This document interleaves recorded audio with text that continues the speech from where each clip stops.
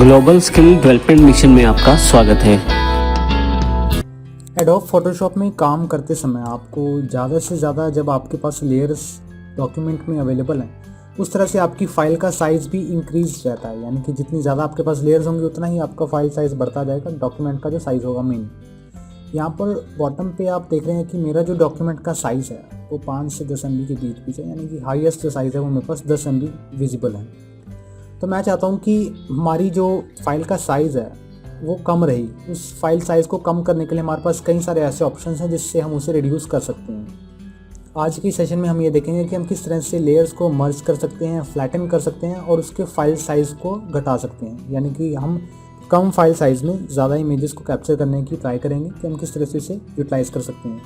तो सबसे पहला हमारे पास ऑप्शन ये है कि हम इसकी फाइल साइज़ को किस तरह से घटा सकते हैं। वो ये है कि अब जैसे कि मैं इसे सिलेक्ट करता हूँ फ्लावर के साइज़ को, मैं इसे कैनवस के थोड़ा सा बाहर ले जाता हूँ आपको दिखाने के लिए। लोगों की फाइल को भी टॉप की तरफ मूव करता हूँ कुछ इस तरह से।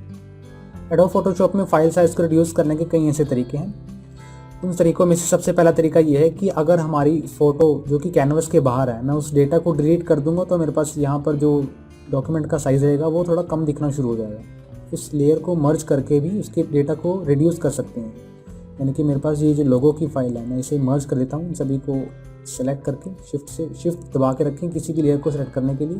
शिफ्ट को होल्ड करने से आप लेयर्स को मल्टीपली सेलेक्ट कर पाएंगे और आप उसे मल्टीपली एडिट कर पाएंगे। इसके बाद मैं जाता हूँ लेयर में, और लेयर में जाने के बाद मैं इसे मर्ज कर देता हूँ।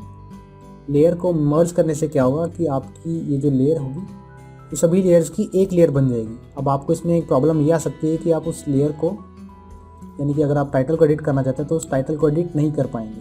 इसमें आपको ये प्रॉब्लम फेस करनी पड़ सकती है। मैं इसे अनडू कर देता हूँ। तो ये था फाइल को रिड्यूस करने का नेक्स्ट स्टेप। और अगला ऑप्शन हमारे पास ये है कि हम उसके फाइल साइज़ को इमेज फ्लैटन करके भी चेंज कर सकते हैं। मैं इस पूरी की पूरी इमेज को सेलेक्ट कर लेता हूँ।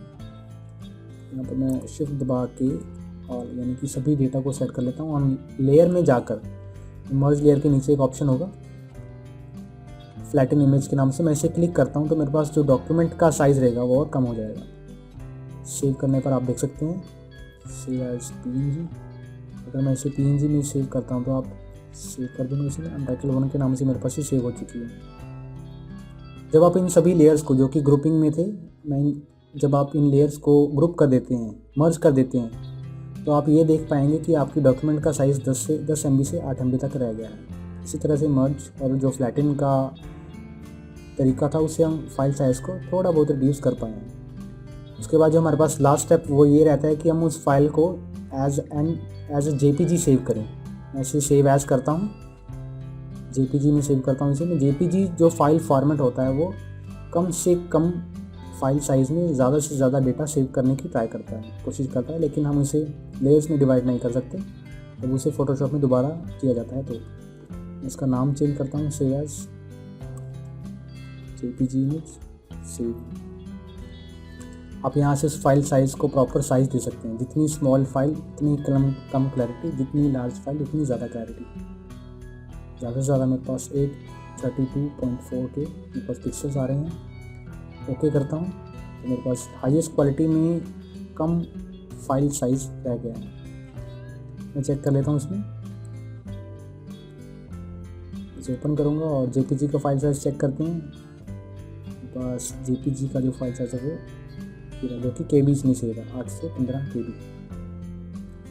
तो इसी तरह से हम ये देख पाए हैं कि हम किस तरह से फ़ाइल को मर्ज करके उस डेटा को रिड्यूस कर सकते हैं, किस तरह से इमेज को फ्लैटन करके उसे दोबारा से यूज़ कर सकते हैं, और किस तरह से कम डेटा में हाईएस्ट क्वालिटी की फ़ोटो को सेव कर सकते हैं। फ़ोटोशॉप की एडवांस सीरीज़ में आप लेयर्स के बेसिक को और भी डिटेल में समझ पाएंगे।